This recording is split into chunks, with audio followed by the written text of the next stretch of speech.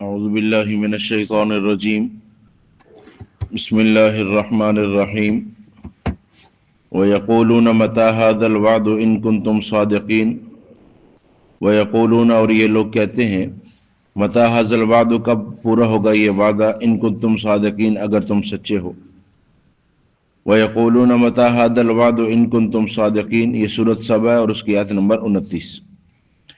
اس سے پہلے والی آیت کریمہ میں ارشاد فرمایا وَمَا أَرْسَلْنَاكَ إِلَّا كَافَّةً لِلنَّاسِ بَشِيرًا وَنَذِيرًا ہم نے آپ کو ساری انسانیت کے لیے ڈر سنانے والا اور خوشخبری سنانے والا بنا کر بھیجا ہے۔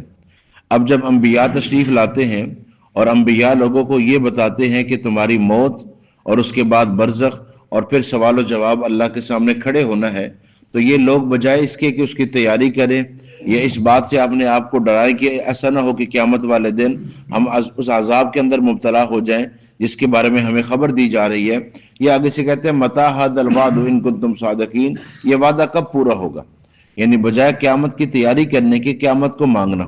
اس کا جواب دیا فرمایا مَن مَاتَ فَقَدْ قَامَتْ قِیَامَتُهُ جو مر گیا اس کی قیامت تو قائم ہوگی، جو مر گیا اس کی قیامت قائم ہوگی۔ اب اس کے انتظار میں نہ رہے کہ قیامت کب آئے گی، مرنے والوں کی قیامت تو آ چکی ہے، باقی سارے جہان کی قیامت یا اس وقت موجود لوگوں کی قیامت یہ بعد کا مرحلہ ہے۔ پہلے یہ سمجھنا ہے کہ ہر ایک کی موت کے ساتھ اس کی قیامت برپا ہو گئی ہے، اب جب اس نے دوبارہ قبر سے اٹھنا ہے تو وہ میدان حشر کا دن ہی ہوگا اور اللہ کے سامنے کھڑے ہونا ہوگا۔ فرما دیجئے کل لکم میعاد تمہارے لیے جو وعدہ مقرر ہے لا تستاخرون عنہ ساعۃ ولا تستقدمون وہ ایک گھڑی ادھر ادھر نہیں ہوگا، جو وقت طے ہے اسی وقت پہ موت بھی آئے گی اور جو وقت قیامت کا طے ہے اپنے وقت پر قیامت بھی آئے گی۔ وقال الذين كفروا لن نؤمن بهذا القرآن اور یہ لوگ کافر کہتے ہیں کہ ہم ہرگز اس قرآن پر ایمان نہیں لائیں گے ولا بالذي بين يديه اور نہ ان کتابوں پر ایمان لائیں گے جو پہلے نازل ہوئی۔ وَلَوْ تَرَى إِذِ الظَّالِمُونَ مَوْقُوفُونَ عِنْدَ رَبِّهِمْ کاش کہ آپ دیکھیں جب یہ ظالم اپنے رب کے سامنے کھڑے ہوں گے يَرْجِعُ بَعْضُهُمْ إِلَى بَعْضٍ الْقَوْلَ اور ایک دوسرے پر بات ڈال رہے ہوں گے کہ میں نے قرآن کو کیوں نہیں مانا، میں نے آخرت کو کیوں نہیں مانا، میں نبی پر ایمان کیوں نہیں لایا، میں اس کی وجہ سے نہیں لایا، وہ کہے گا میں اس کی وجہ سے نہیں لایا، یہ بات ایک دوسرے پر ڈال رہے ہوں گے۔ ایک بات سمجھیے گا کیا وجہ ہے کہ لوگ قرآن پر ایمان نہیں لاتے یا انبیاء کی تعلیمات پر ایمان نہیں لاتے یا قرآن کو نہیں سمجھتے یا اسلام کے ماننے والے بھی اسلام پر عمل نہیں کرتے؟ وجہ کیا ہے؟ تو بڑی عجیب صورتحال ہے۔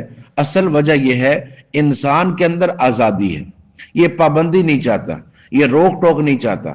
آپ دیکھیے گا کہ سب سے زیادہ برا ہمیں وہ بندہ لگتا ہے جو کسی چیز پہ روک دے کہ یہ نہیں کرنا، ایسا کیوں کر رہے ہو، ایسا نہیں کرنا چاہیے تمہیں، حالانکہ وہ جو روک رہا ہے وہ ہمیں ہمارے فائدے کے لیے روک رہا ہوتا ہے۔ جس بچے کو آپ منع کرتے ہیں کہ بیٹا چھت کے انتہا پہ نہ جاؤ نیچے گر جاؤ گے، اب وہ نہیں سمجھ رہا لیکن وہ اس بات پہ روتا ہے کہ مجھے روک کیوں رہے۔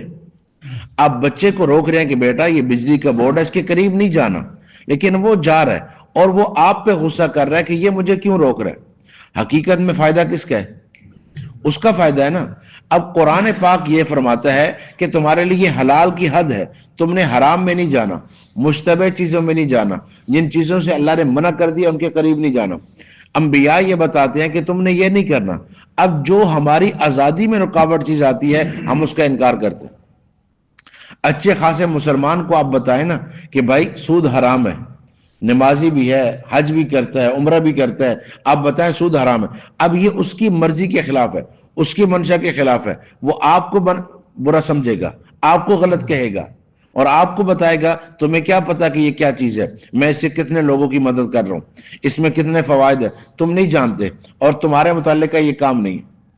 اب یہ جو نہیں روک رہا اس کی وجہ کیا ہے کہ اس کی مرضی کے خلاف۔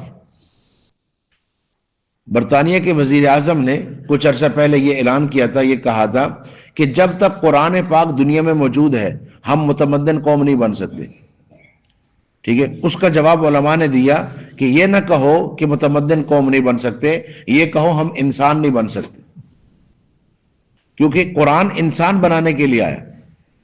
اب قرآن پاک ہے تو انسانیت بھی ہے، امن بھی ہے، اور ساری دنیا یہ جانتی ہے کہ اس قرآن آنے سے پہلے دنیا کا حال کیا تھا اور قرآن نے کیسا معاشرہ قائم کیا، کیسا امن قائم کیا. لیکن ان لوگوں نے کیا کیا کہ ہر چیز میں آزادی، نکاح کی ضرورت نہیں، کمانے کی ضرورت نہیں، حلال کی ضرورت نہیں، اولاد کی ضرورت نہیں، ماں باپ کی ضرورت نہیں، ہر چیز سے آزاد کر دیا گیا نا.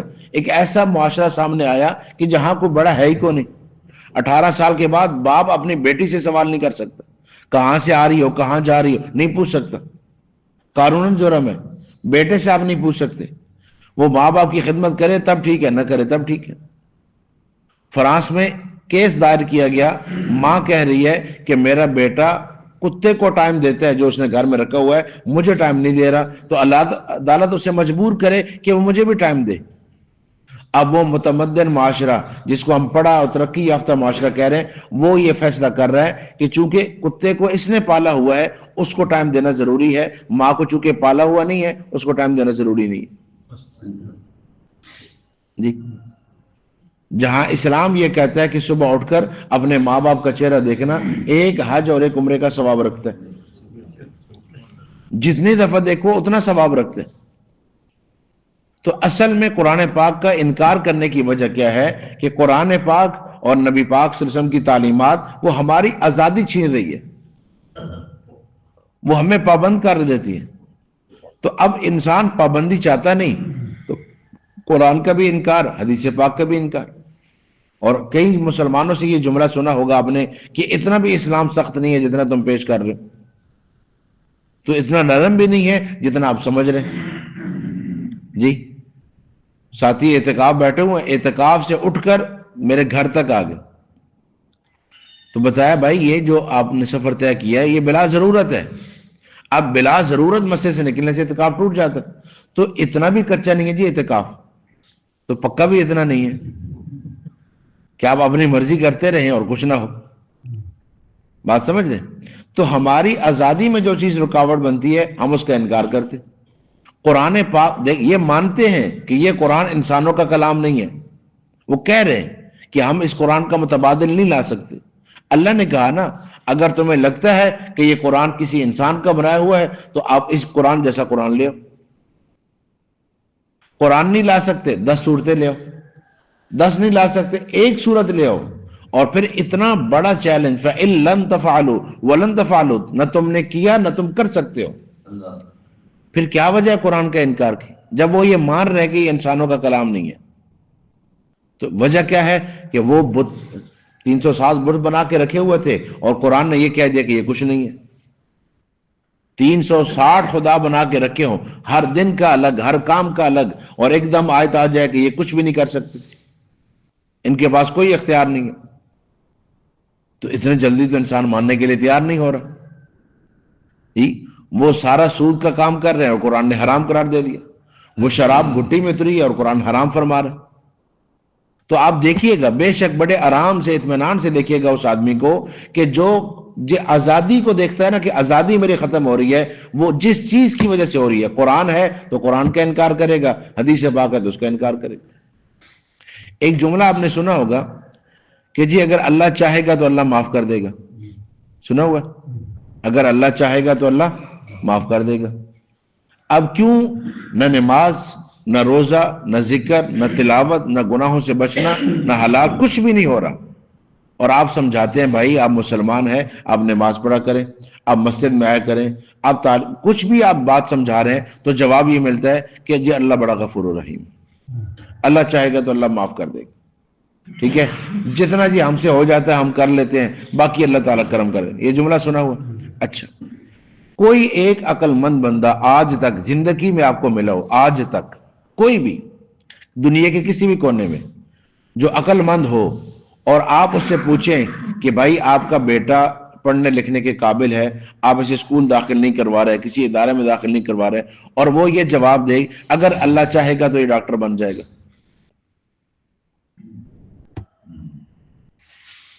کیوں؟ اگر اللہ چاہے تو بنا نہیں سکتے؟ اللہ گھر بیٹھے بٹھائے اس کو ڈاکٹر بنا دے.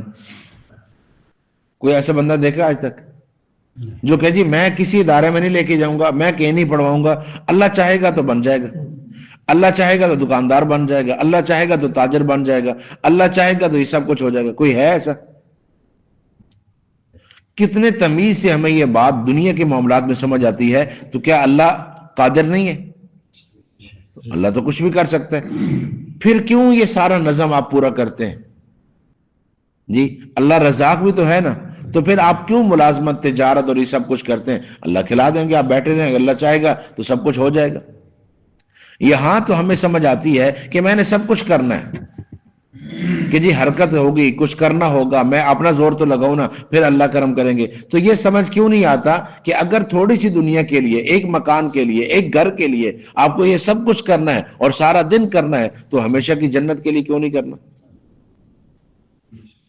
اس کے لیے کیا وجہ اب؟ اچھا پھر آپ دیکھیے، ابھی ٹائم ہو گیا 6، تو سارے لوگوں نے، سب کے سب نے تھوڑی دیر کے بعد اٹھنا ہے۔ کسی نے دکان کے لیے، کسی نے ملازمت کے لیے، کسی نے تجارت کے لیے، کسی نے کہیں کام جانے کے لیے اٹھنا ہے سب نے، اور اس سے 1 گھنٹہ پہلے اللہ کا حکم ہے کہ میری عبادت کے لیے اٹھو۔ نیند میں نے دی ہے، سلایا میں نے ہے، روح میں نے رکھی ہے، سارے اعضاء میں نے دیے، یہ ایک ایک نعمت میں تم میرے محتاج ہو، میں یہ حکم دے رہا ہوں۔ اللہ کے حکم کے لیے کوئی نہیں اٹھ رہا جی، اور اپنے کام کے لیے سب کے سب اٹھ رہے ہیں، اور بلکہ ماں باپ باقاعدہ ڈانٹتے ہیں کہ سارا دن پڑے رہو گے، سورج نکل آیا، کب اٹھو گے، اٹھ جاؤ، اب سب جاگ گئے۔ یہ سب کچھ کیا جاتا ہے، فجر کے لیے نہیں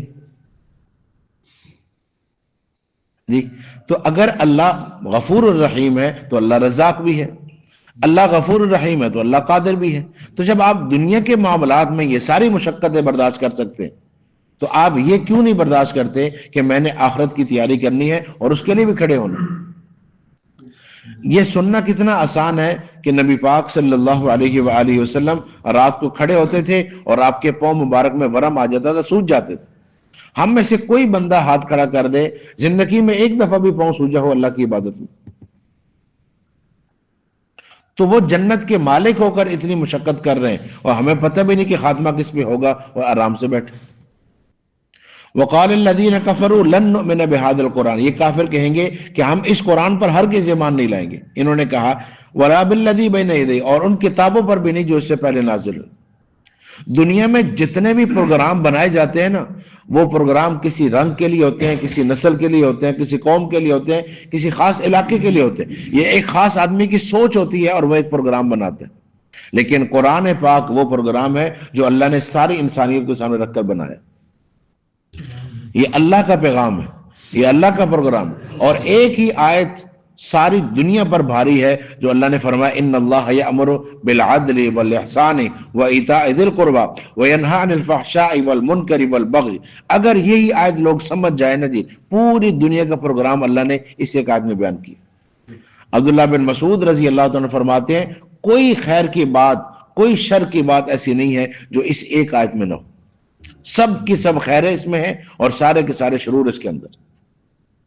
قرآن پاک ساری انسانیت کو سامنے رکھ کر اللہ نے بنایا، اور اسی میں ہی امن ہے، اسی کے اندر ہی ہدایت ہے، اسی کے ساتھ ہی رحمت ہے، اور اس کے ساتھ جڑنے کی وجہ سے دنیا کے اندر بھی نجات ہے اور آخرت کے عذاب سے بھی بچنا ہے۔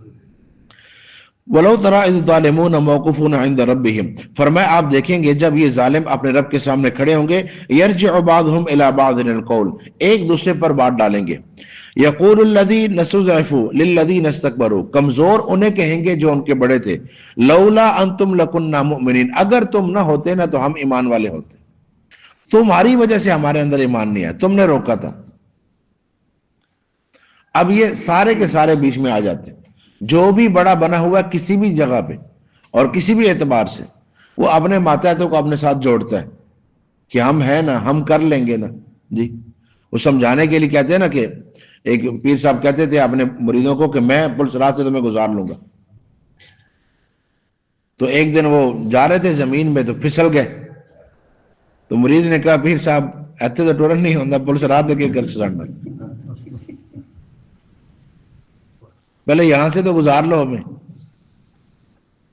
یہ تو پھر بھی راستہ ہے کم از کم، یہاں سے تو آپ پھسل رہے ہیں، تو وہ تو کہتے ہیں تلوار سے زیادہ تیز اور بال سے زیادہ باریک، تو وہاں کیا بنے گا؟